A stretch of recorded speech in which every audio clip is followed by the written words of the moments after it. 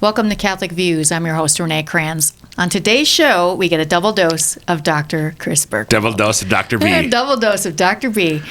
He is on for our interview today along with Casey Bassett, talking about St. Thomas Aquinas because it is his feast day on January 28th. So you may have just celebrated it, about to celebrate it, or celebrated it like 6 months ago. Right, depending. Hard to say. Could be, yeah. We have a really good conversation, so I hope you'll stick around for that. One thing I want to quickly remind everybody of before we let Bergwald get to his Biblical Bites with Dr. B.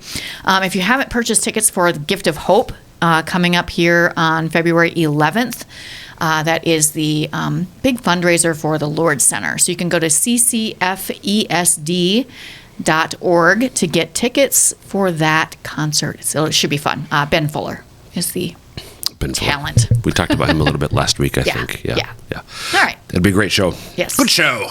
Good show. Dr. Bergwald, please. I said it earlier. Oh, okay. Well, I'm just waiting for...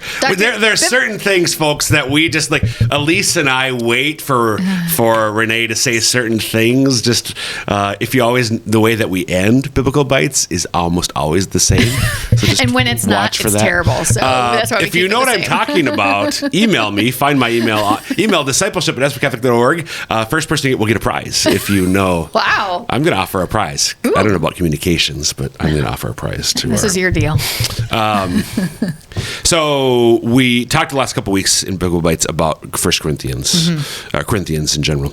What I want to do, again, what Sunday is it, Renae? Fourth Sunday in Ordinary Time? Fifth Sunday in Ordinary Time. I actually don't know. She's just... You were right the first time. It was fourth. That's what I thought. But Elise is messing with me over going here. over here like this. It is the fourth Sunday in Ordinary Time. So we're beyond the baptism. Right. And we're, again, the cycle, we're in year A for the Sunday readings. That means the Gospels are almost, not always, but almost always from Matthew. The Gospel readings almost always from Matthew. So we get in the Gospel this Sunday the Beatitudes. Oh, okay. The beginning of the Sermon on the Mount. Jesus goes up on the mountain just as Moses went up. So he's kind of himself as the new Moses who's giving the law of the new covenant, the Beatitudes. And again, as you and I have talked many times, there's always a thematic connection between the gospel and then the first reading of the psalm. Okay. And what I want to focus on actually for today is the first reading, because it's a reading from the book of the prophet Zephaniah. Renae, tell me everything that you know about the amazing prophet Zephaniah. Well, he's talked about in the Old Testament. Yes. Well, yeah.